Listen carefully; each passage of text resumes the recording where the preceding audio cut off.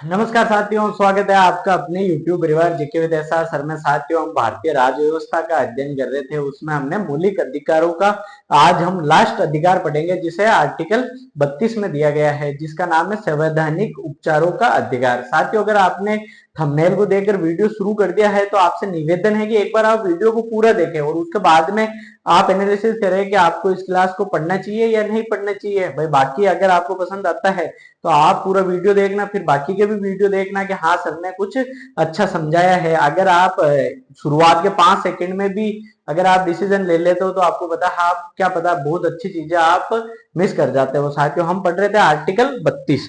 आज हम शुरुआत करेंगे आर्टिकल 32 की। साथियों, किसकी शुरुआत करेंगे?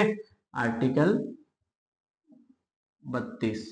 आर्टिकल 32 में क्या है ऐसा साथियों की जो हमारे मौलिक अधिकारों में जो हमने पूरे जितने भी मौलिक अधिकार पढ़े उसमें सबसे जो महत्वपूर्ण अधिकार है वो ये अधिकार है जिसे संवैधानिक उपचारों का अधिकार कहते हैं। क्या कहते हैं इसे? संवैधानिक संवैधानिक उपचारों उपचारों का अधिकार। संवैधानिक उपचारों का अधिकार। इसमें ऐसा क्या है? देखो, अभी तक हमने जितने भी अधिकार पढ़े ना साथियों, उसमें सबसे जो महत्वपूर्ण अधिकार है ना वो संवैधानिक उपचारों का अधिकार है। जैसे अब देखो, आपको मैं बिल्कुल बेसिक से आपको उदाहरण के हिसाब से बताता हूं। जैसे आपके पापा हैं, मतलब आपके पापा ने क्या करा, आपके पापा ने आपको दिलाई एक गाड़ी। ये आपको बढ़िया सी गाड़ी दिला दिया आपको कि ले बेटा, ये गाड़ी आज से तुम्हारी, बढ़िया थार 4x4 की थार दिला दी आपको। थार, अब आपको ये थार तो दिला दी। अब जैसे ही आप अपने घर से बाहर निकले कि भाई आपको घर के अंदर आपके पापा ने बढ़िया सी गाड़ी दिला दी कि बेटा आज से ये गाड़ी तेरी, सब कुछ तेरा, ये वो कह के आपको गाड़ी दिला दी। अब आप जैसे ही गाड़ी को स्टार्ट करने पहुंचे, आपको क्या नहीं दी? चाबी। क्या नहीं दिया आपको? चाबी। और या आपको क्या नहीं दिया इसके अंदर? डीजल। क्या नहीं दिया? डीजल या पेट्रोल जो भी डलता हो वो आपको दिया ही नहीं। फिर ये गाड़ी आपके किस काम की? भाई, जब आप इस गाड़ी का उपयोग ही नहीं कर पाओगे तो उसका महत्व क्या है आपके जीवन में?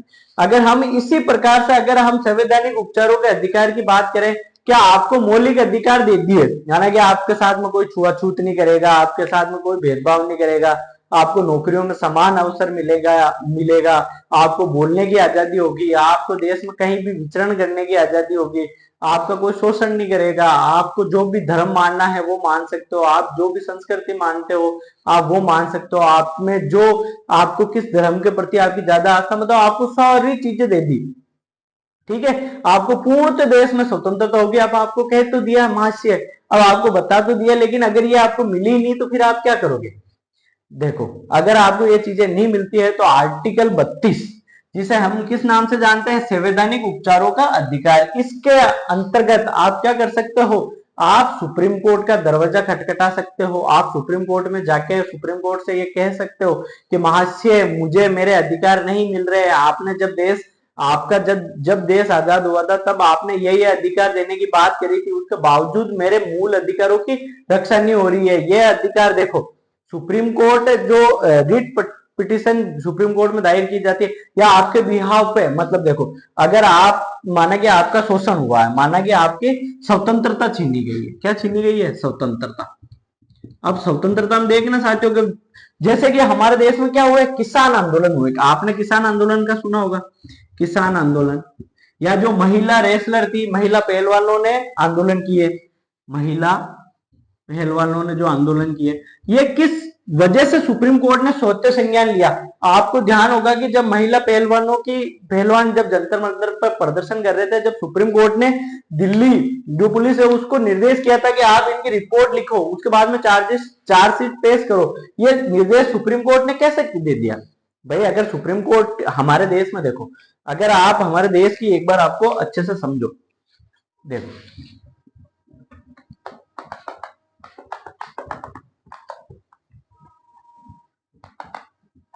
एक सेकंड साथियों, देखो, अगर आपको हमारे देश के सुप्रीम कोर्ट की पावर और सुप्रीम कोर्ट की ताकत पता करनी, आज हम सब लोगों के अधिकार सुरक्षित कैसे है, बाकी हमारा जीवन जीने का अधिकार तो भाई, अगर हम कुछ भी करते हैं या बोलने का या हमारा आंदोलन करने का, आज आप सरकार के खिलाफ जितने भी आंदोलन देखते हो, अगर सुप्रीम कोर्ट नहीं हो तो क्या आपको लगता है सारे के सारे उन आंदोलनों में जो उनकी मांगे की जाती है जनता के द्वारा वो माननी जा सकती है? या आप चीज मानते हो क्या? देखो, हमारा देश जो मुख्यतः चलता है ना साथियों, 3 मुख्य स्तंभों के ऊपर चलता है। देखो, सबसे पहले कौन आती है? देखो, व्यवस्थापिका, व्यवस्थापिका, कार्यपालिका, कार्यपालिका और न्यायपालिका, न्यायपालिका। अब ध्यान दो, अगर ये तीनों की हम बात करें तो हमारा घर है। अब देखना अपन इसको कैसे समझेंगे, हमारे घर के हिसाब से। जैसे अपने घर पे क्या है, एक तो दादाजी, दादा है। उसके बाद में हम अपने घर पे बात करें कि की पोजीशन पर कौन कौन आता है, अपने पिताजी आते हैं। उसके बाद हम बात करें कि हमारे घर में की पोजीशन पर कौन आता है, अपनी माता, माता जी। अब देखो, जो दादा होता है ना हमारे घर का, दादा का क्या काम होता है कि भाई जो भी ये लोग फैसला करें इसको क्या करना है, वैलिडेट करना है। मतलब कि हाँ भाई तुम कह रहे हो तो सही हो, या अपनी राय रखनी है, या ये सारी चीजें यह दादाजी बताते रहते हैं। मतलब ये क्या देता है, राय देता है। अब ध्यान देना, जो अपना दादा है ना, ये दादा किसके इक्विवेलेंट माना जाता है हमारे देश में? राष्ट्रपति के इक्विवेलेंट। किसके? राष्ट्रपति। अपने देश में राष्ट्रपति की भूमिका क्या है? आपको लगता है कि अपने देश का प्रथम नागरिक कौन है? राष्ट्रपति। अब राष्ट्रपति का चुनाव कौन करता है? मतलब राष्ट्रपति को कौन बिठाता है? जिसके पास में लोकसभा में, राज्यसभा में और विधानसभा में ज्यादा सीटें, मतलब वो जो वोट देंगे राष्ट्रपति के लिए उसके पास में ज्यादा मेजोरिटी होनी चाहिए। तो अब राष्ट्रपति बनाया, और राष्ट्रपति के पास में पावर क्या है भाई? अपने पास राष्ट्रपति को अगर हम बात करें तो राष्ट्रपति के पास में पावर बहुत न्यूनतम है, कुछ कोई पावर नहीं है, जब तक उसको कैबिनेट की सलाह नहीं मानेगा। मतलब जो कैबिनेट मिनिस्टर है ना, कैबिनेट जो हमारे जितने मिनिस्टर है उनकी सलाह के अकॉर्डिंग क्या करता है, राष्ट्रपति कार्य करता है। तो अब अपनी कार्यपालिका, न्यायपालिका और व्यवस्थापिका। अब ध्यान दो, अगर व्यवस्थापिका क्या करती है भाई, जो भी कानून बनाया किसने, कि भाई कार्यपालिका ने, तो अब व्यवस्थापिका का काम क्या है, उसको लागू करवाना। जो भी हमारे देश में सिविल सर्वेंट है ये सारे काम ये लागू करवाता है। अब देखो, न्यायपालिका का क्या काम है कि भाई जो भी इसने कानून बनाया है वो सही है या नहीं है, मतलब इसमें कोई त्रुटि तो नहीं है, कई व्यक्तियों के मूल अधिकार प्रभावित हो रहे हैं या नहीं हो रहे, ये सारी चीजों की जांच कौन करती है? ये करती है सुप्रीम कोर्ट। अब देखो कि भाई अगर कोई भी व्यक्ति है जिसके मूल अधिकार बाधित हुए हैं, मतलब मूल अधिकारों का क्या हुआ, उसका उल्लंघन हुआ है, तो मूल अधिकारों का उल्लंघन हुआ है, तो अगर वो बोले कि भाई मेरे मूल अधिकारों को उल्लंघन हुआ, मेरे साथ में भेदभाव हुआ, मेरे किसी मंदिर में मेरे को प्रवेश करने नहीं दिया है, या मेरे साथ में किसी कुएं में दुकान पे गया और उसने मुझे कहा कि तू फलानी कास्ट का है, तू हट, मैं तेरे को ये चीजें नहीं दूंगा, तो वो व्यक्ति क्या करेगा? जब उसके पास में क्या उपाय है? अब आप एक बात बताओ कि हमने सारी चीजें तो हमारे देश के इसमें संविधान में दे दी। अब देखो एक बात कि भाई आपको, मतलब जब संविधान के, अगर भीमराव अंबेडकर ने संवैधानिक उपचारों को आत्मा का है भारतीय संविधान की, तो क्यों कहा है? इसके पीछे का कारण क्या है साथियों? आज तक आपने इतना समझा नहीं होगा, तो उसको पहले आप समझो कि भाई इसके मुख्य जो कारण है वो क्या है। इसके बाद में हम इसको डिटेल में लिखेंगे और एक एक चीज को हम समझते हुए चलेंगे। अब देखो कि भाई आपको दे दिया, क्या दिया? आपको समानता का अधिकार दे दिया। हमारे आर्टिकल में ध्यान देना, आपको क्या दे दिया? समानता का अधिकार, समानता का अधिकार, समानता का अधिकार दे दिया आपको। आपको क्या दे दिया? स्वतंत्रता का अधिकार दे दिया, स्वतंत्रता का अधिकार दे दिया। आपको क्या दे दिया? शोषण के विरुद्ध अधिकार दे दिया, शोषण के विरुद्ध। आपको क्या दे दिया? धार्मिक स्वतंत्रता का अधिकार दे दिया। क्या दे दिया? धार्मिक स्वतंत्रता का अधिकार दे दिया। आपको और क्या दे दिया? संस्कृति वे शिक्षा संबंधी अधिकार दे दिया। क्या दे दिया? शिक्षा संबंधी अधिकार दे दिया। और क्या दिया आपको? संवैधानिक उपचारों का अधिकार। ये सारी चीजें आपको हमारे देश में दे दी। अब सोचो, क्या आपको बोले कि ये आपको सारे के सारे आपको अधिकार दे दिया कि भाई आपको अगर समानता आपकी कहीं बाधित होती है तो आप सुप्रीम कोर्ट में जा सकते हो। आप जा कैसे सकते हो भाई? एक बात बताओ, जब ये सारी चीजें तो इनमें लिखी हुई है कि भाई आपको अधिकार दिया जाता है, समानता का आपको अधिकार दे दिया जाता है, स्वतंत्रता का दे दिया जाता है, आपका कोई शोषण नहीं कर सकता, उसका अधिकार दे दिया, आप कोई भी धर्म को मान सकते हो, आप कोई भी संस्कृति मान सकते हो, आप कोई भी अपने जिस प्रकार से अपनी शिक्षा आपको ग्रहण करना चाहते हो वो आप कर सकते हो। तो अब आप सोचो, जब आपको संवैधानिक उपचारों का अधिकार दे ही ना, फिर आप क्या करोगे भाई? सबसे इंपॉर्टेंट क्या है? संवैधानिक उपचारों के अधिकार के माध्यम से ही तो आर्टिकल 32 के माध्यम से कहा जा सकते हो आपका अगर मूल अधिकारों का उल्लंघन होता है तो आप जा सकते हो सुप्रीम कोर्ट। कहां जा सकते हो? Supreme court. अगर आर्टिकल 32 का आपको उपयोग करना है भाई, अगर आपकी जगह देखो किसी व्यक्ति का है, माना कि कोई व्यक्ति है, अब देखो अपन इसको अच्छे से समझते हैं, ये एक व्यक्ति है और ये है एक व्यक्ति है। अब इस व्यक्ति ने इसके मूल अधिकारों को क्या करा है? प्रभावित करा है। कैसे करा? चाहे इस व्यक्ति मानो इसको, चाहे राज्य मानो, इसने क्या करा है कि भाई जो ये व्यक्ति है इसको क्या मिलना चाहिए था? इसको समानता मिलनी चाहिए थी, लेकिन इसके साथ में क्या करा? भेदभाव करा। क्या करा? भेदभाव करा। किसके आधार पर करा? कि माना कि इसे धर्म के आधार पर करा। अब ये व्यक्ति के पास में क्या है? दो ऑप्शन है, ये तो या सीधा सुप्रीम कोर्ट जा सकता है, या तो ये व्यक्ति स्वयं जा सकता है, और ये नहीं जा सकता तो किसी ने देखा कोई तीसरा आदमी। आपको पता है कि आज सुप्रीम कोर्ट में हमारे क्या डाली जाती है? रिट पिटीशन, जिसे क्या कहते हैं? जनहित याचिका। जनहित याचिका। आपको पता है सुप्रीम कोर्ट में बहुत सारे लोग जनहित याचिका डालते रहते हैं और सुप्रीम कोर्ट से बहुत, उसके बाद में सुप्रीम कोर्ट बहुत अच्छे लैंडमार्क डिसीजन देता है, बहुत ज्यादा, कि अगर कहीं पर महिलाओं का अधिकार बाधित हो रहे हैं तो सुप्रीम कोर्ट में कोई भी जो सामाजिक कार्यकर्ता है, कोई एनजीओ है, ये सारे लोग क्या करते हैं? सुप्रीम कोर्ट के अंदर रिट पिटीशन दायर करते हैं, जनहित याचिका, और उसके माध्यम से सुप्रीम कोर्ट क्या करता है? फिर सुनवाई करता है। अब आप एक चीज देखते हो कि भाई आर्टिकल 32 के तहत तो कौन जारी, मतलब किसमें जा सकते हो आप? सुप्रीम कोर्ट में जा सकते हो। अगर हम आर्टिकल 226 की बात करें तो आर्टिकल 226 के माध्यम से आप कहां जा सकते हो? आप हाई कोर्ट जा सकते हो। कहां जा सकते हो? High court. मतलब हाई कोर्ट और सुप्रीम कोर्ट आप सीधा जा सकते हो अगर आपके मूल अधिकार बाधित होते हैं तो। अब इसके अंदर दो लाइन लिखते हैं अपन, फिर इसको अपन पूरा समझेंगे एक बार कि भाई इसके बाद में अगर सुप्रीम कोर्ट और हाई कोर्ट रिट पिटीशन दायर करता है तो कौन सी रिट हैं जो जारी करता है? बंदी प्रत्यक्षीकरण क्या है? बंदी प्रत्यक्षीकरण में क्या क्या चीजें हैं? हम इनको एक एक चीज को समझते हैं। पहले एक दो लाइन लिख लो आप बस, उसके बाद में हम समझते हैं। देखो अब हम इसके अंदर सबसे पहले क्या पढ़ेंगे? आर्टिकल 32(1). क्या भाई 32(1) में क्या लिखा हुआ है और आर्टिकल 32(2) में क्या लिखा हुआ है? बस दो दो लाइन है, ये लिख लो। इसके बाद में हम पूरी रिट है जो जितनी भी सुप्रीम कोर्ट जारी करता है उसके बारे में हम बात करेंगे। देखो आर्टिकल 32(1), आर्टिकल 32(1। एक बार साथियों निवेदन है, पूरी आप क्लास को पढ़े, एक बार आपको अच्छे से समझ में आएगा। मैं आपको दावे के साथ कह सकता हूं कि एक बार आप पढ़े, बिल्कुल मुफ्त में ये ज्ञान मिल रहा है साथियों।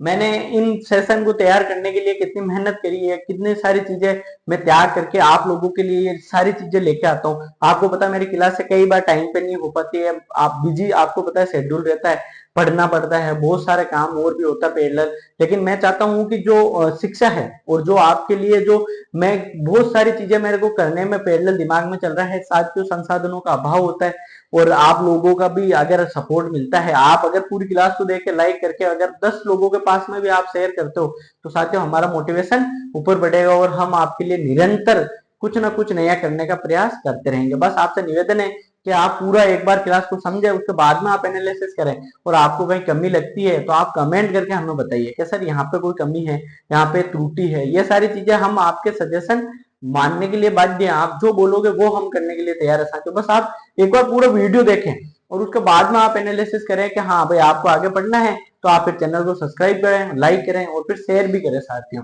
आपका यही हमारा मोटिवेशन है। देखो अगर अगर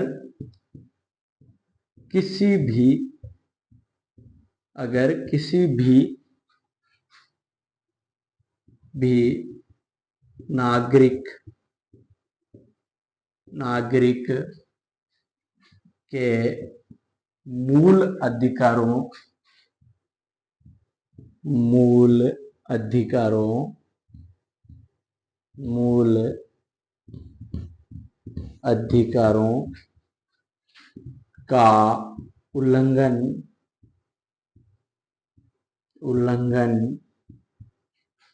होता है तो वह संवैधानिक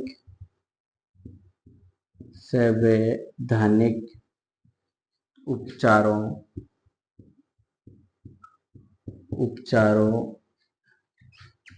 के अधिकार का प्रयोग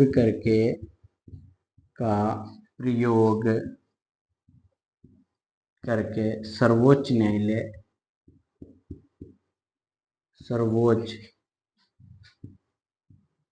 न्यायालय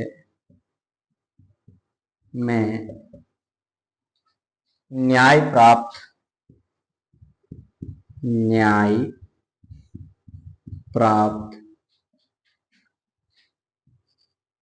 करने की याचिका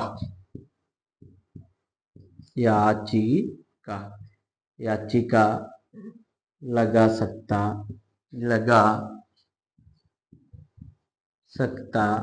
है। क्या कर सकता है? याचिका लगा सकता। आर्टिकल 32(1) में दिया गया कि भाई अगर हमारे भारत का कोई भी नागरिक हो, उसके मूल अधिकारों का उल्लंघन होता है, तो संवैधानिक उपचारों का जो अधिकार दिया गया है आर्टिकल 32, उसका प्रयोग करके वो कहा जा सकता है, वो सुप्रीम कोर्ट में अपनी न्याय की अर्जी लगा सकता है। साथियों बस 2-5 सेकंड का टाइम है, जल्दी से लिखो इसको, इसके बाद में हम आर्टिकल 32(2) की बात करते हैं। साथियों जल्दी लिखो।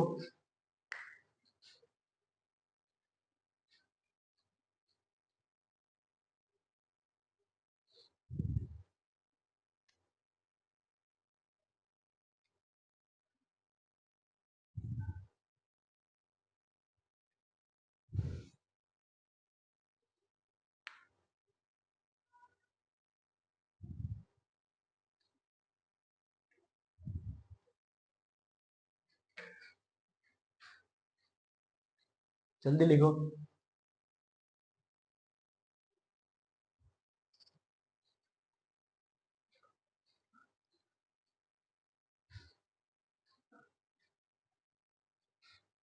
लिख लिया? अब देखो,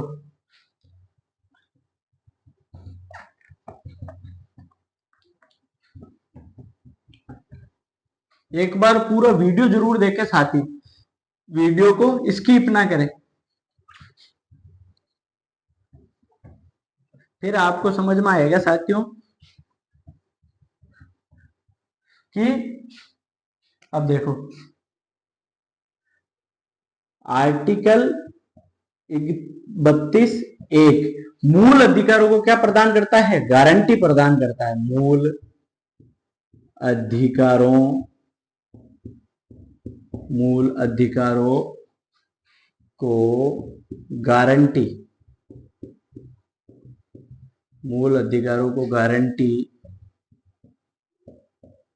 प्रदान करता है। देखो जो आर्टिकल 32(1) है ना, वो मूल अधिकारों को गारंटी प्रदान करता है, अन्य अधिकारों को प्रदान नहीं करता है। अन्य अधिकारों को नहीं, मतलब अन्य अधिकार जितने भी है उनको गारंटी प्रदान कौन नहीं करता है? आर्टिकल 32(1) नहीं करता है। डॉक्टर भीमराव अंबेडकर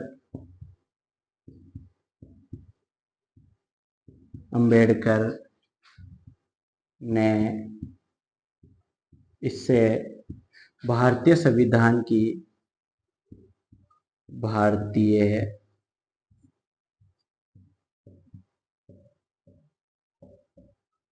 भारतीय संविधान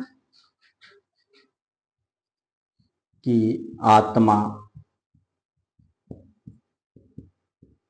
कहा है। क्या कहा है इसे? भारतीय संविधान की आत्मा कहा है। किसे? आर्टिकल 32 को। एक बार लिखो, इसके बाद हम आर्टिकल 32(2) को पढ़ते हैं साथियों, उसको समझते हैं और उसको पढ़ते हैं। जल्दी लिखो।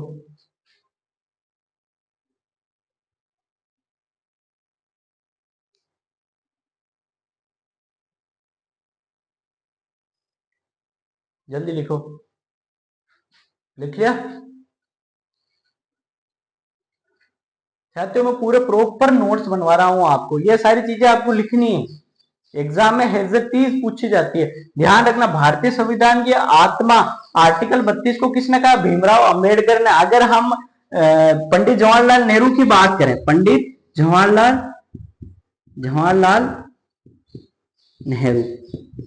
नेहरू, तो इसने किसे कहा है भारतीय संविधान की आत्मा? इसने कहा है प्रस्तावना को।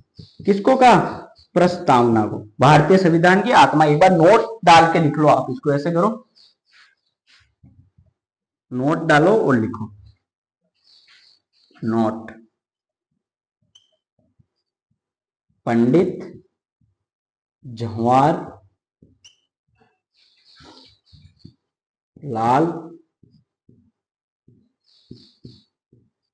नेहरू ने प्रस्तावना को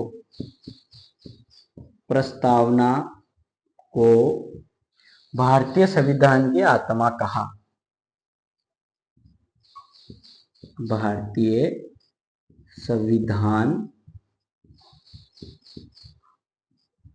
संविधान की आत्मा कहा।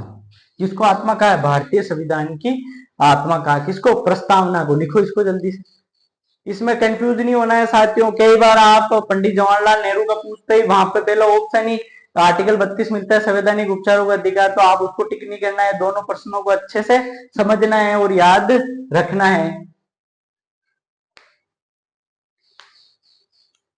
जल्दी लिखो इसको, फिर हम आगे बात करते हैं।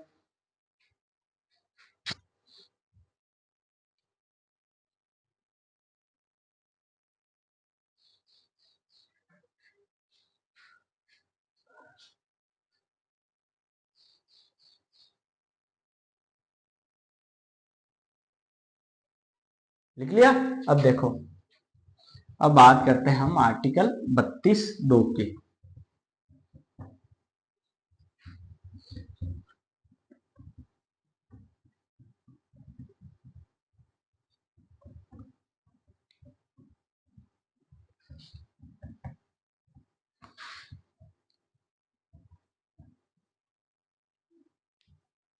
आर्टिकल 32(2) इसमें क्या है? सुप्रीम कोर्ट है ना, वो मूल अधिकारों की पालना के लिए क्या करती है? आदेश जारी करती है। क्या करती है? आदेश जारी करती है। मूल अधिकारों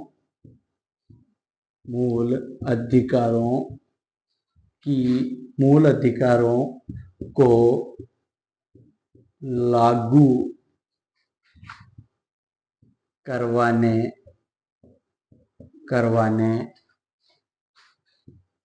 के लिए उच्चतम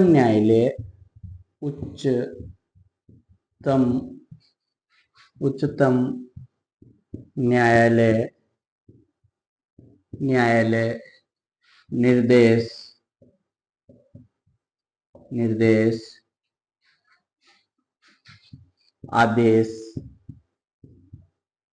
आदेश या रिट जारी करता है, जारी करता है। अब ध्यान दो, सर्वोच्च न्यायालय, सर्वोच्च सर्वोच्च न्यायालय अनुच्छेद 32 के तहत 32 के तहत रिट जारी करता है। उच्च न्यायालय यानी हाई कोर्ट, उच्च न्यायालय अनुच्छेद 226 के तहत पांच प्रकार की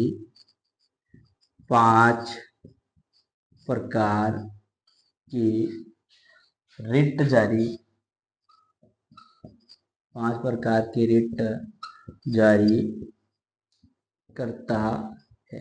अभी हम समझेंगे कि भाई रिट क्या होती है, कौन सी रिट हैं और क्या क्या उसमें चीजें दी गई है, उनका एक एक रिट के बारे में हम अभी पूरा समझेंगे साथियों। एक बार जल्दी से इसको लिखो आप।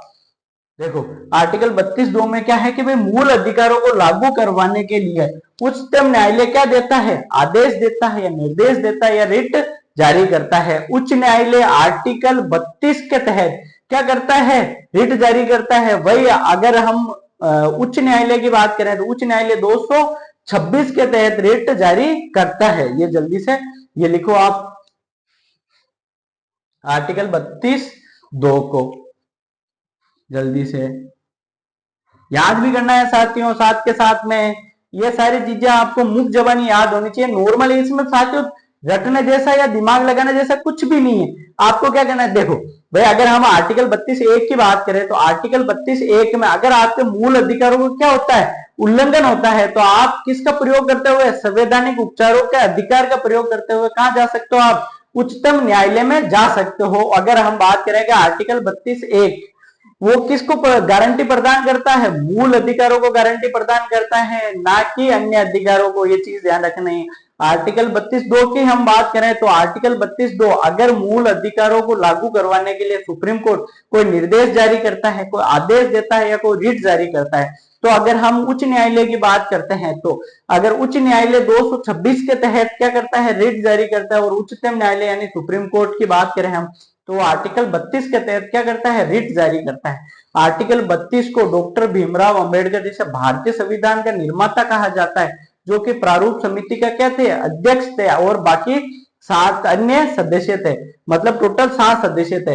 अगर हम बात करें तो जो भीमराव अंबेडकर है उन्होंने क्या कहा इसको कि यह भारतीय संविधान की क्या है, आत्मा है। वही अगर हम बात करें कि पंडित जवाहरलाल नेहरू ने किसको आत्मा कहा है, प्रस्तावना का, उद्देशिका को, जिसे प्रियम्बल कहते हैं, उसको क्या कहा है, भारतीय संविधान की आत्मा कहा है। साथियों इसको लिख लिया होगा आपने, जल्दी से लिखो।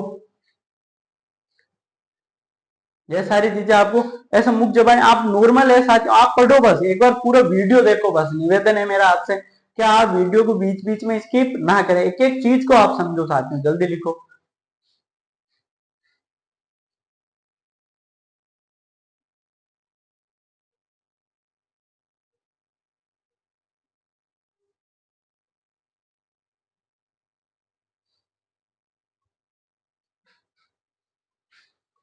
इसके बाद में हम रिटो के बारे में बात करेंगे साथियों।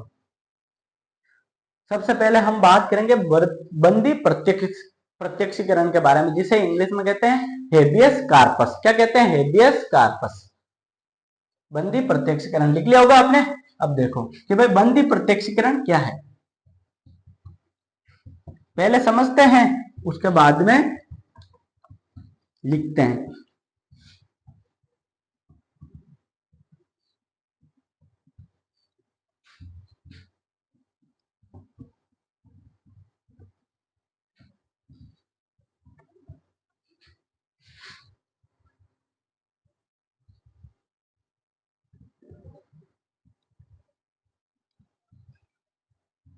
देखो बंदी प्रत्यक्षीकरण। सबसे पहली रीत कौन सी है? बंदी प्रत्यक्षीकरण। बंदी प्रत्यक्षीकरण, जिसे क्या कहते हैं इंग्लिश में? Habeas corpus. क्या कहते हैं? Habeas corpus. अब देखो क्या हुआ कि कोई व्यक्ति है, अब ध्यान देना, कोई व्यक्ति है जिसको क्या माना कि ये व्यक्ति है, ठीक है। अब पुलिस आई, पुलिस ने इस व्यक्ति को क्या कर लिया? गिरफ्तार करके डाल दिया। अब ठीक है, अब इस व्यक्ति को गिरफ्तार करके डाल दिया, लेकिन रजिस्टर में नहीं चढ़ाया, मतलब बताया ही नहीं कि इस व्यक्ति को क्या करा है? गिरफ्तार करा है, ये बताया ही नहीं, और इसको गायब कर दिया। मतलब किसी कारणवश, आपने बहुत ज्यादा फिल्में देखी होगी साउथ में, वर्दी वाला गुंडा। भाई आपने ऐसी देखी तो होगी ना, वर्दी वाला गुंडा, वर्दी वाला गुंडा, ऐसी मूवियां देखी होगी आपने, गुंडा। अब देखो अगर रक्षक ही भक्षक बन जाए, अब पुलिस वाले इसको बताए ही नहीं कि वह कौन है, कहां पर इसको ले जाके छुपाया है, बढ़िया से इसकी धुनाई कर रहे हैं, बढ़िया से ट्रीटमेंट कर रहे हैं, और इसको बता ही नहीं रहा है, रजिस्टर में चढ़ाया ही नहीं है। फिर क्या करता है? अगर कोई इसके जानकार, भाई अगर इसके घर वाले आए, माना कि जिस व्यक्ति को गिरफ्तार करा है इसके घर वाले आए पुलिस के पास में, घर वाले, और आया के रिपोर्ट लिखा दी, तो पुलिस वालों ने क्या करा? इसकी गुमशुदगी की क्या लिख ली? रिपोर्ट भी लिख ली, लेकिन इसको नहीं बताया कि यह है, या इसको डरा के भगा दिया कि पड़ा होगा कहीं पे बेवड़ा पी के, हमको इस सारे लोगों को ढूंढने के लिए बैठे हैं क्या, इसके घर वालों को डरा के भगा दिया कि ऐसे तो बहुत सारे लोग घूमते रहते हैं, आ जाएगा शाम तक, कहीं पे पड़ा होगा या कहीं चला गया होगा, कहीं आपके जानकारों से पता करो, आपके कहीं घर वालों से पता करो। और अगर पुलिस वालों ने खुद ने पकड़ लिया और किसी ने देख लिया और फिर इसको पता चला इनके घर वालों को, तो ये घर वाले क्या कर सकते हैं साथ ही? भाई इनके पास में क्या ऑप्शन है? ये कहाँ जा सकते हैं? ये न्यायालय जा सकते हैं। कहां पर जा सकते हैं? ये न्यायालय में जाकर जनहित अपनी याचिका जारी जारी मतलब याचिका दर्ज करवा सकते हैं। क्या कर सकते हैं? याचिका दर्ज करवा सकते हैं। अब याचिका दर्ज करवा सकते हैं तो जो कोर्ट है वो क्या आदेश देगी पुलिस को कि ये व्यक्ति कहीं भी हो, इसको हमारे सामने 24 घंटे के भीतर क्या करो? प्रस्तुत करो। चाहे इसको कोई धरती निकल गया हो या आसमान निकल गया हो, अगर ये व्यक्ति जिंदा है तो इसको 24 घंटे के अंदर हमारे सामने पेश करो, मतलब से शरीर प्रस्तुत करो। अब देखो ये चीज आपको समझ में आई? मतलब किसी भी व्यक्ति को अगर बिना परमिशन के, बिना किसी जानकारी के अगर आप डिटेन करके रखते हो, आपने जब हमने आर्टिकल 32 पढ़ा था साथियों, याद करना, डिटेन, हमने एक शब्द की बारे बात करी थी, किसके बाद में? निवारक नजरबंद के बारे में। निवारक नजरबंद, नजरबंद क्या? आपको जवाब देना है, क्या नजरबंद किए गए व्यक्ति को भी कोर्ट आदेश दे सकता है क्या कि भाई उसको प्रस्तुत करो? नहीं साथियों। जैसे क्या हमारे देश में जब आर्टिकल 370 हटाया था जम्मू कश्मीर से, जो स्पेशल स्टेटस का दर्जा था, आर्टिकल 370, इनको हटाने के बाद में महबूबा मुफ्ती, फारूक अब्दुल्ला वगैरह को क्या कर दिया था? नजरबंद कर दिया था। वो नजरबंद क्यों करा था? कि भाई ये लोग कहीं ना कहीं बाहर रहेंगे तो उत्पात मचाएंगे, आंदोलन करेंगे और जन विद्रोह भड़काएंगे, मतलब लोगों के अंदर ऐसी भावना का संचार करेंगे, ऐसे भड़काऊ भाषण देंगे, जिसकी वजह से क्या होगा? जो प्रशासन के जो हाथ में कंट्रोल है वो कंट्रोल चला जाएगा। तो क्या करा इन लोगों को? क्या भाई ऐसे लोगों को भी ये कह सकते हैं क्या कि शरीर हमारे को कोर्ट के सामने प्रस्तुत करो? बिल्कुल नहीं कर सकते। बिल्कुल कोर्ट ऐसा कोई आदेश जारी नहीं कर सकता बंदी प्रत्यक्षीकरण के तहत। अब ये कौन सा शब्द है जिसे लैटिन भाषा के अंदर, ये लैटिन भाषा में इसे कहते हैं से शरीर प्रस्तुत करना। तो अब एक बार इसको बंदी प्रत्यक्षीकरण को लिख लेते हैं हम, उसके बाद में हम परमादेश की बात करेंगे साथियों। किसकी बात करेंगे? परमादेश की बात करेंगे। अब लिखो बंदी प्रत्यक्षीकरण, जिसे हेबियस कार्पस कहते हैं।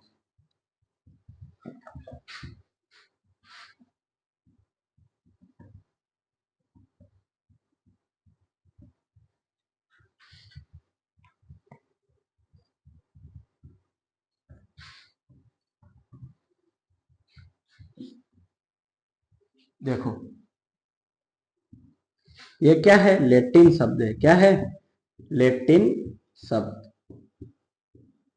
जिसका अर्थ क्या है? से शरीर, से है शरीर प्रस्तुत, प्रस्तुत करना। ठीक है। अब इसमें देखो, किसी भी व्यक्ति को, किसी भी व्यक्ति को अवैध रूप से अवैध रूप से रूप से रूप से गिरफ्तार किया गया हो उसको प्रस्तुत करवाना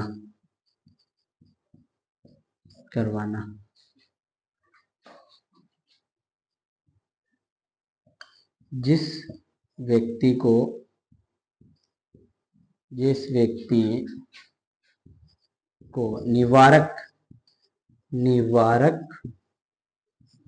निरोध के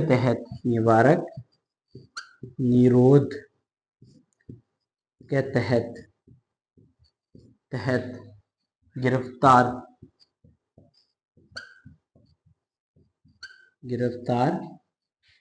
किया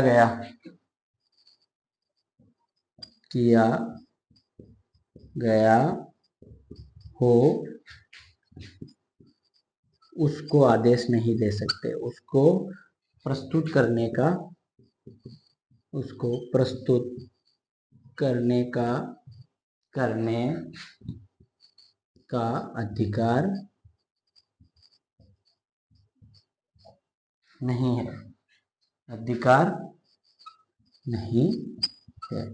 लिखो साथियों, यह है बंदी प्रत्यक्षीकरण, जो अपनी पहली रीट है। इसका क्या तात्पर्य? ऐसे शरीर प्रस्तुत करना मतलब किसी भी व्यक्ति को अवैध रूप से गिरफ्तार कर देना और उसको बताना ही नहीं कि भाई हमें नहीं पता है, या कोई भी उसको, तो कोर्ट क्या करता है? आदेश जारी करता है कि भाई इस व्यक्ति को कहीं से भी, चाहे आसमान निकला चाहे पाताल में गया, इसको हमारे सामने से शरीर प्रस्तुत करो। यह बंदी प्रत्यक्षीकरण होता है साथियों। लिखो इसको जल्दी से।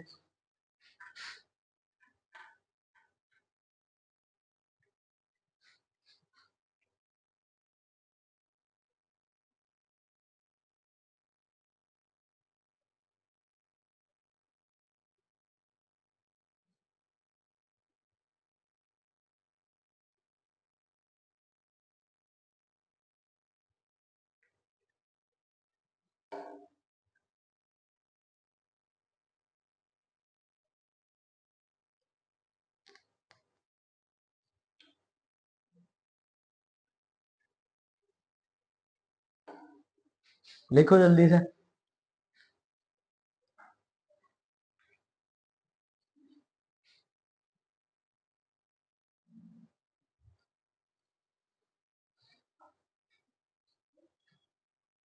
लिख लिया?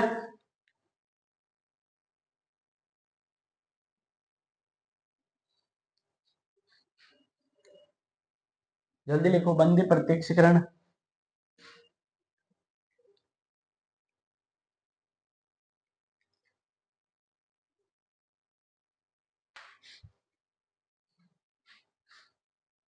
लिख ली? अब इसमें एक और लाइन लिख लो। देखो, बंदी प्रत्यक्षीकरण में कि ये किस किस के खिलाफ जारी की जा सकती है। ये व्यक्ति के खिलाफ भी जारी की जा सकती है और सरकार के खिलाफ भी जारी की जा सकती है। व्यक्ति और सरकार के खिलाफ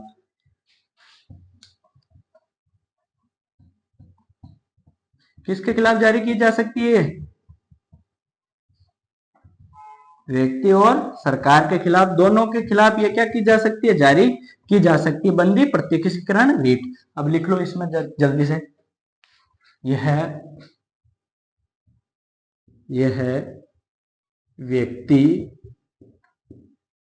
व्यक्ति व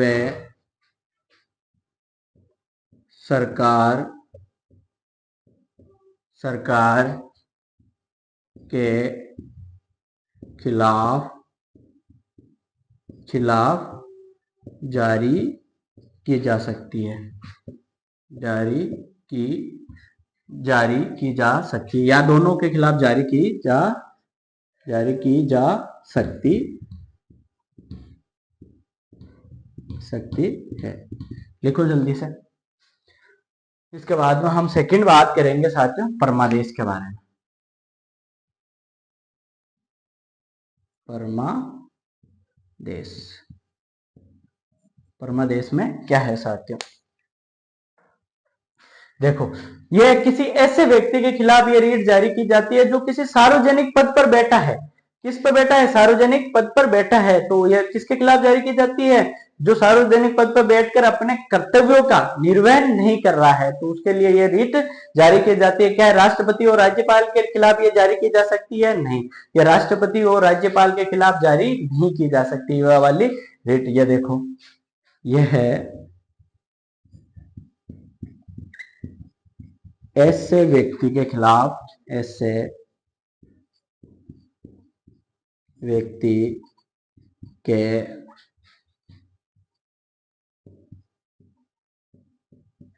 खिलाफ जारी की जाती है जो सार्वजनिक पद के सार्वजनिक पद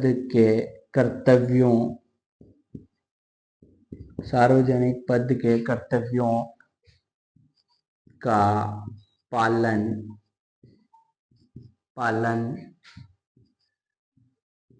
नहीं कर रहा है। किसका पालन नहीं कर रहा है? सार्वजनिक पद के कर्तव्यों का क्या नहीं कर रहा? पालन नहीं कर रहा है। अब देखो, इसको हम समझते हैं साथियों।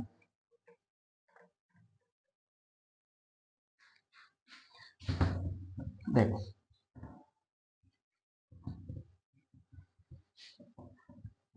माना कि कोई व्यक्ति है, माना कि हमारे क्षेत्र में कोई पटवारी है, कोई भी पटवारी हो, या कोई ग्राम सेवक है, जिसे क्या कहते हैं? वीडियो ग्राम सेवक। ये क्या करते हैं? ये कोई भी कार्य है जो किसी व्यक्ति का है उसको करने से मना करते हैं। मतलब इन्होंने कहा कि हमारे जमीन के कोई दस्तावेज दिखाने हैं, या इसको ग्राम सेवक को कहा कि भाई जितने भी मनरेगा में जो कार्य चल रहा है उसमें कौन से कहां पर क्या क्या फर्जीवाड़ा हो रहा है या क्या क्या कार्य हो रहे हैं, इसकी अगर ये जानकारी नहीं देता है तो ये बोलता है आरटीआई के माध्यम से दे दो।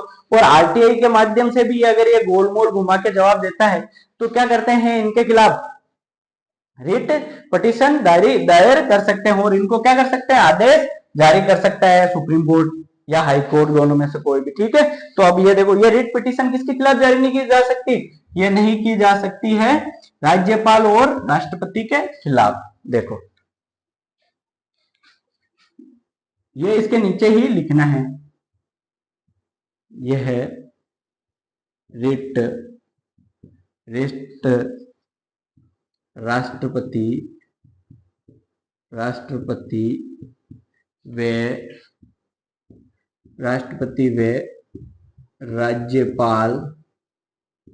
राज्यपाल के खिलाफ जारी नहीं की जा सकती है। लिखो अब इसको जल्दी से, परमादेश को।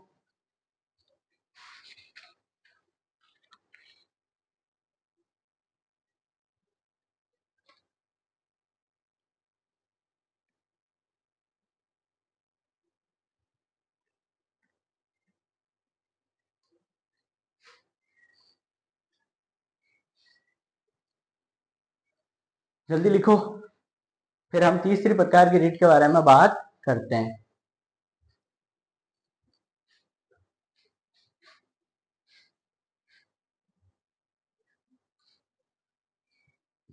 देखो, परमादेश जो रिट है वो किसके खिलाफ जारी की जाती है? कोई ऐसा व्यक्ति है जो सार्वजनिक पद पर बैठा है और वो सार्वजनिक पद के जो कर्तव्य है उनको करने से मना करता है या इनकार करता है, तो उसके खिलाफ ये जारी की जा सकती है। और ये किनके खिलाफ जारी नहीं की जाती है? राष्ट्रपति और राज्यपाल के खिलाफ ये रिट जारी नहीं की जाती है। लिखो इसको जल्दी से।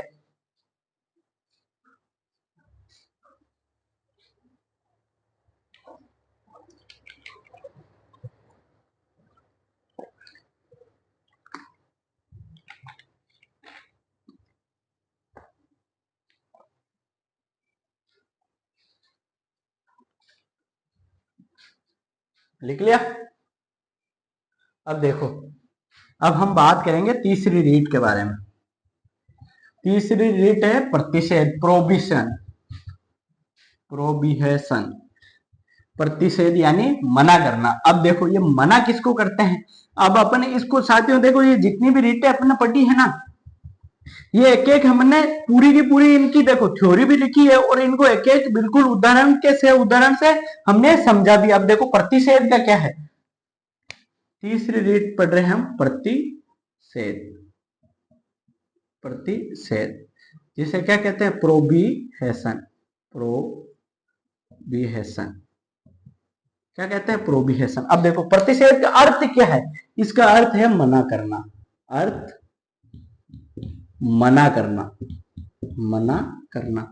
अरे भाई मना कर किसको रहे हो, किसको मना कर रहे हो आप। अब देखो कि ये कोई डिस्ट्रिक्ट कोर्ट है, ये देखो ये डिस्ट्रिक्ट कोर्ट है, डिस्ट्रिक्ट कोर्ट है।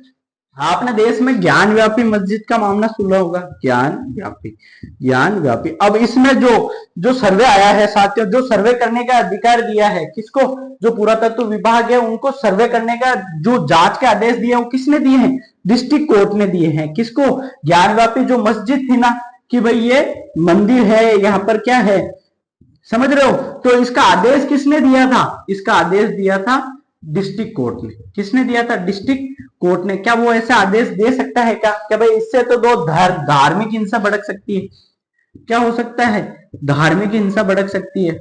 तो क्या सुप्रीम कोर्ट इसको ऐसे डिसीजन देने से मना कर सकता है क्या, बिल्कुल साथियों, सुप्रीम कोर्ट इनको ऐसे डिसीजन देने से क्या कर सकता है, मना कर सकता है। क्या कर सकता है, मना कर सकता है कि भाई आप ऐसे जो सार्वजनिक डिसीजन है जो जिससे पूरे देश के हित प्रभावित होते हैं, तो क्या कर सकते हैं सुप्रीम कोर्ट, इसको मना कर सकते हैं, क्योंकि इससे दंगे भड़क सकते हैं। इससे क्या कर सकते हैं, तो ऐसे डिसीजन क्या लोअर कोर्ट को लेने दिए जा सकते हैं, नहीं। आप देखो क्या ये इनका अधिकार क्षेत्र है क्या, सबसे बड़ी बात है अपने अधिकार क्षेत्र के अलावा कोई भी जो डिस्ट्रिक्ट कोर्ट है उनके डिसीजन मान्य नहीं हो गया। अगर इन्होंने कोई फैसला दे दिया है तो सुप्रीम कोर्ट क्या कर सकती है, ऐसे फैसलों को रद्द ही कर सकती है। क्योंकि हमारे देश में क्या है, एकीकृत न्यायपालिका है। क्या है, एकीकृत, एकीकृत न्यायपालिका, न्यायपालिका। अब जब हमारे देश में एकीकृत न्यायपालिका है तो हमारे देश में सबसे बड़ी कोर्ट कौन सी है, सुप्रीम कोर्ट। मतलब सुप्रीम कोर्ट के ऊपर हमारे देश में कोई भी नहीं है। तो मतलब सुप्रीम कोर्ट का क्षेत्राधिकार क्या आता है, पूरा भारत आता है। क्या आता है,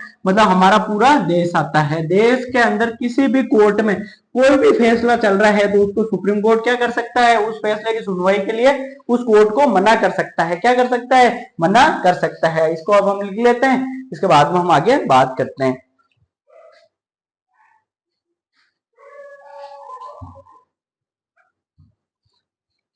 आ रहा साथियों समझ में अच्छे से।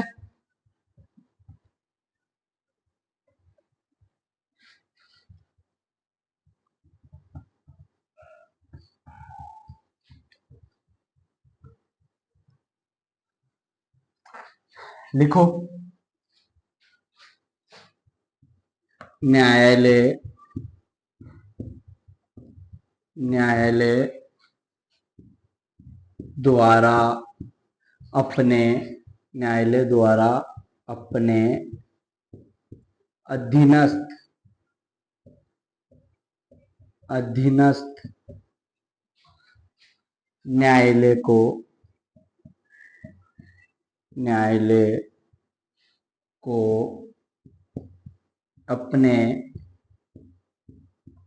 क्षेत्राधिकार, अपने क्षेत्राधिकार,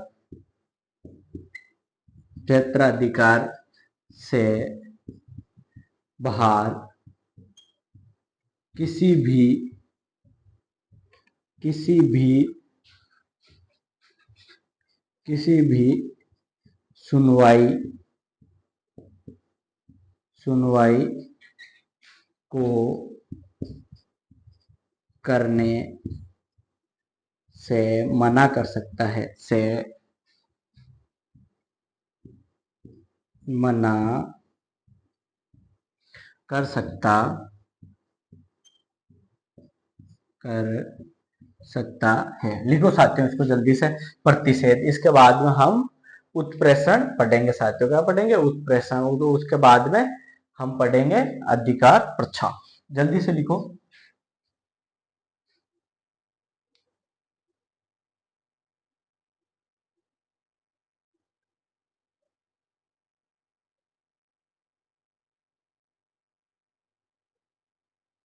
जल्दी लिखो।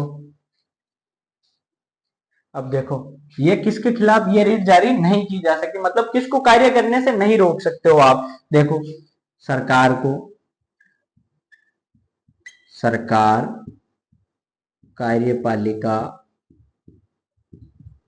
कार्यपालिका या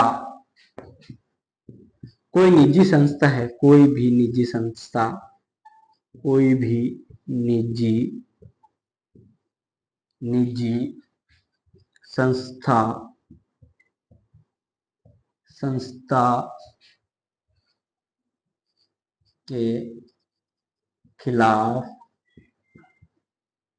के खिलाफ जारी नहीं कर सकता, जारी नहीं कर सकता, जारी नहीं कर सकता। लिखो जल्दी से इसको। इसके बाद में हम चौथी रीट उत्प्रेषण के बारे में पढ़ते हैं साथियों।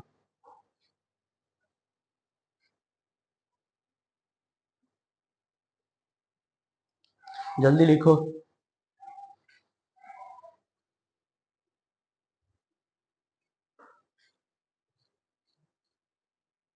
जल्दी लिख लो इसको।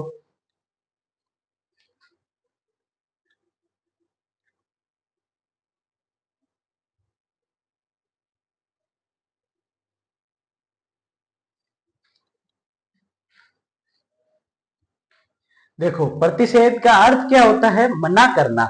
ये न्यायालय द्वारा अपने जो अधीनस्थ न्यायालय है उनको, जो उनका क्षेत्र अधिकार से बाहर जाकर अगर कोई भी वो ऐसे वादों के ऊपर सुनवाई करते हैं तो उसको सुनने के लिए सुप्रीम कोर्ट उसको मना कर सकता है। और ये किन के खिलाफ जारी नहीं की जा सकती?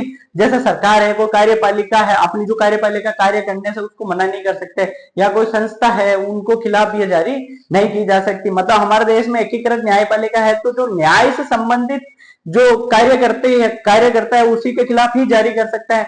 क्या तहसीलदार के खिलाफ कर सकता है? क्या साथियों, तहसीलदार के खिलाफ ये जारी नहीं हो सकती। जब तहसीलदार मजिस्ट्रेट का कार्य करे, जब आपको पता है तहसीलदार जमीन से संबंधित विवादों की सुनवाई करता है, जब वो जमीन से संबंधित विवादों की सुनवाई करता है तब क्या कर सकता है सुप्रीम कोर्ट? बिल्कुल ये रीट उसके खिलाफ जारी कर सकता है। जब वो मजिस्ट्रेट की भूमिका में होता है, मतलब वो जब न्याय देता है तब उसके खिलाफ जारी की जा सकती है। जब वो तहसीलदार की भूमिका में होता है प्रशासक की, तब उसके खिलाफ न्याय, मतलब ये रीट जारी नहीं की जा सकती। ये भी आपको चीजें ध्यान रखनी है। मतलब जब न्याय से रिलेटेड कोई भी कार्य हो रहा है उसके उसमें क्या कर सकती है सुप्रीम कोर्ट? ये रीट जारी कर सकती है। लिख लिया? अब देखो हम उत्प्रेषण के बारे में बात करते हैं, जिसे क्या कहते हैं? सर्टोरी, उत्प्रेषण।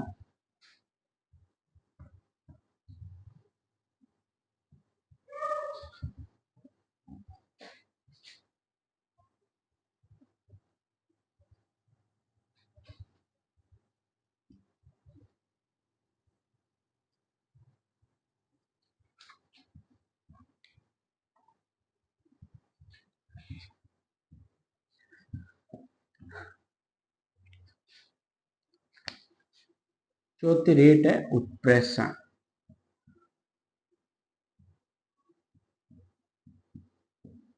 उत्प्रेषण जिसे क्या कहते हैं इंग्लिश में? सर्टोरी। क्या कहते हैं? सर्टोरी। अब ये देखो, ये क्या है? माना कि कोई न्यायालय है, अधीनस्थ न्यायालय, मान डिस्ट्रिक्ट कोर्ट है। अगर डिस्ट्रिक्ट कोर्ट के अंदर कोई सार्वजनिक महत्व का क्या चल रही है? कोई वाद चल रहा है। क्या चल रहा है? कोई भी वाद चल रहा है जो कि पूरे देश का हित इससे क्या होता है? प्रभावित होता है। क्या होता है? पूरे देश का हित क्या होता है? प्रभावित होता है। प्रभावित। अगर पूरे देश का हित प्रभावित होता है इससे, तो क्या कर सकता है सुप्रीम कोर्ट? सुप्रीम कोर्ट जो इस डिस्ट्रिक्ट कोर्ट में जो मामला चल रहा है उसको क्या कर सकता है? अपने पास मंगवा सकता है। क्या कर सकता है? अपने पास मंगवाना, अपने पास मंगवाना, अब ध्यान दो, जो उत्प्रेषण रीट है ये प्रतिषेध के जैसी ही रीट है, मतलब सेम वैसी है। ये भी किसके खिलाफ जारी होती है? अपने अधीनस्थ न्यायालयों के खिलाफ जारी होती है। किसके खिलाफ जारी होती है? अपने अधीनस्थ न्यायालयों के खिलाफ, न्यायालय के खिलाफ। अब देखो, जैसे कि कोई वाद चल रहा है, जैसे हमने ज्ञानवापी मस्जिद के बारे में बात करी है, राम मंदिर की हमने बात करी, तो वहां पर अगर कोई डिस्ट्रिक्ट कोर्ट है, वहां पर इसके बाद इस वाद विषय के बारे में वहां पर वाद विवाद चल रहा है, मतलब सुनवाई चल रही है, और सुप्रीम कोर्ट को ऐसा लगता है कि हाँ, इससे पूरे देश के हित प्रभावित होते हैं और ये इसकी सुनवाई मेरे को करनी चाहिए, तो ये सीधा किसके पास में मंगवा सकता है? Supreme court. फिर इसकी सुनवाई सुप्रीम कोर्ट कर सकता है। तो इसको आपको अच्छे से समझ में आ गया होगा। तो हम इसको एक बार आप ऐसे भी लिख लो इसको, क्या अधीनस्थ न्यायालय के खिलाफ क्या की जाती है? इसको जारी की जाती है, मतलब उसको आदेश दिया जाता है कि इस मामले, इस वाद को मेरे पास में ट्रांसफर कर दो, मतलब स्थानांतरित कर दो। लिख लो इसको एक बार, फिर इसको हम इसको शब्दों के माध्यम से लिख लेते हैं, थ्योरी के माध्यम से। जल्दी लिखो।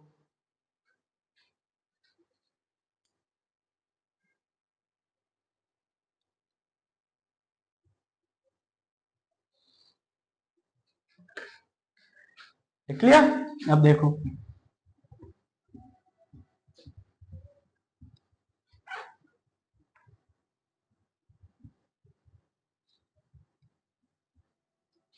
देखो यह रिट भी प्रतिषेध प्रतिषेध जैसे न्यायिक प्रतिषेध जैसे न्यायिक रिट है। क्या है? न्यायिक रिट है, जो वरिष्ठ न्यायालय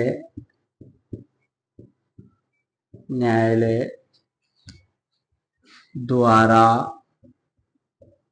द्वारा अपने अपने अधीनस्थ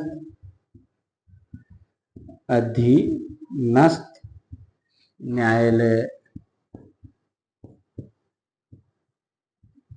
न्यायालय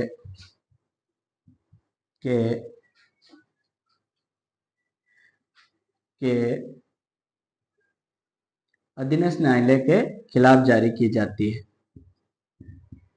खिलाफ जारी की जाती है। अब इसमें देखो, देखो किसी भी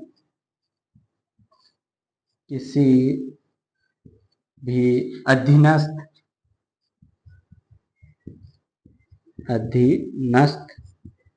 न्यायालय में चल रहे वाद को अपने वरिष्ठ न्यायालय के अपने वरिष्ठ न्यायालय के पास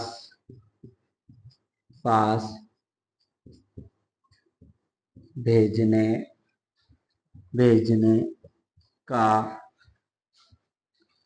वरिष्ठ न्यायालय के पास भेजने का आदेश जारी करना, मतलब उसको अपने पास मंगवाना। जल्दी से लिखो उत्प्रेषण, इसके बाद में हम अधिकार परीक्षा की बात करेंगे। देखो, उत्प्रेषण रीट जिसे इंग्लिश में कहते हैं सर्ट्योरी, यह रीट भी प्रतिषेध जैसे न्यायिक रीट है, जैसे कि वरिष्ठ न्यायालय द्वारा अपने अधीनस्थ न्यायालय के खिलाफ जारी की जाती है। मतलब अपने से जो निम्न कोर्ट है, मतलब जैसे डिस्ट्रिक्ट कोर्ट है, तो डिस्ट्रिक्ट कोर्ट किसके खिलाफ जारी कर सकता है? जो अपने जो तहसीलदार, जो मजिस्ट्रेट है, उनके खिलाफ, जो भी इनके खिलाफ। और उसके बाद में देखो, किसी भी अधीनस्थ न्यायालय में चल रहे कोई भी बात चल रहा है, उसको किसके पास में भेजने के लिए आदेश जारी कर सकता है? वरिष्ठ न्यायालय के पास में भेजने का आदेश जारी कर सकता है। लिखो इसको जल्दी से।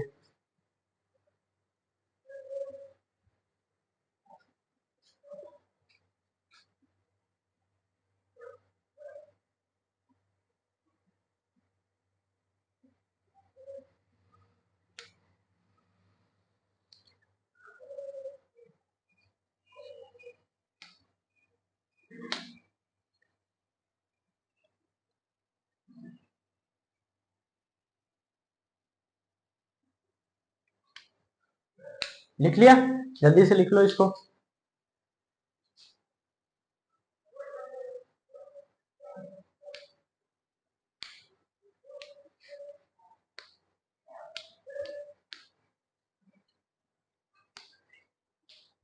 जल्दी लिखो।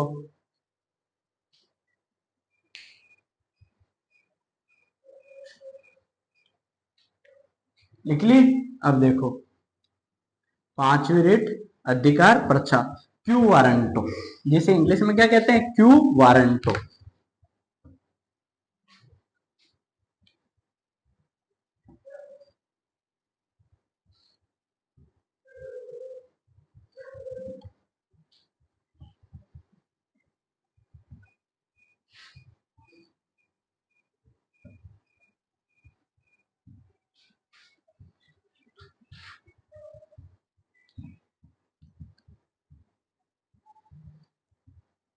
देखो,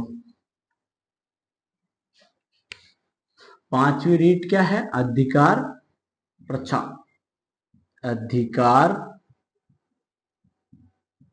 प्रच्छा, जिसे क्या कहते हैं? Quo warranto. अब इसका शाब्दिक अर्थ क्या है? देखो, इसका शाब्दिक अर्थ, शाब्दिक अर्थ, शाब्दिक अर्थ है आपका, आपका प्राधिकार क्या है? इसका शाब्दिक अर्थ क्या है? आपका प्राधिकार क्या है? अब प्राधिकार क्या है? मतलब कोई भी सार्वजनिक पद है जिसके ऊपर कोई भी व्यक्ति अवैध रूप से बैठ जाता, मतलब उसको बिठा दिया जाता है। जैसे सरकारें हैं वर्तमान में, जो आपने जो सरकार चल रही कार्यपालिका, जो किसी भी व्यक्ति को अपने व्यक्ति को फायदा पहुंचाने के लिए उसको ऐसे पद पर बिठा दिया जाए जिसकी उसमें उसकी योग्यता नहीं है, उसके पास में उतनी क्वालिफिकेशन नहीं है, या वो योग्यता धारण नहीं रखता है, और उसको पद के ऊपर बिठा देता है।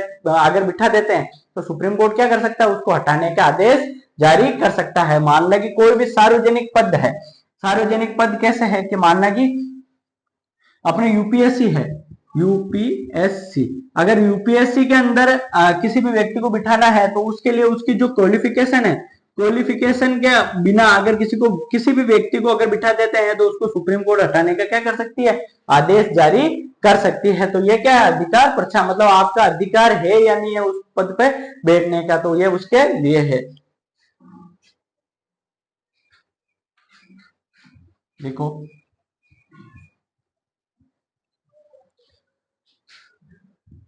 यह ऐसे व्यक्ति के खिलाफ, यह ऐसे व्यक्ति के खिलाफ, ऐसे व्यक्ति के खिलाफ जारी की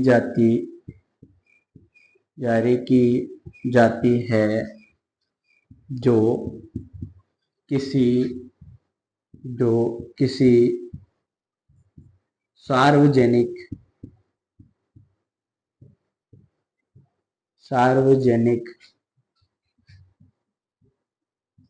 पद तो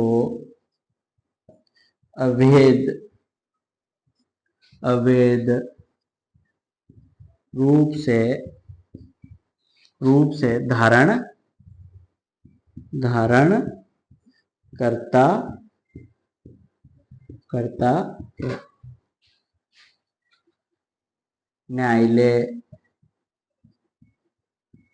न्यायालय इसको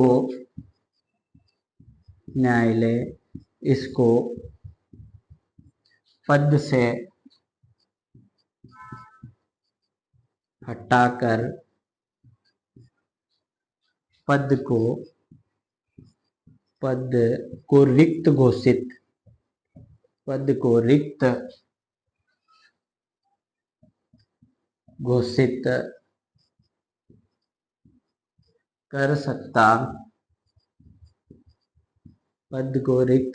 कर सकता है।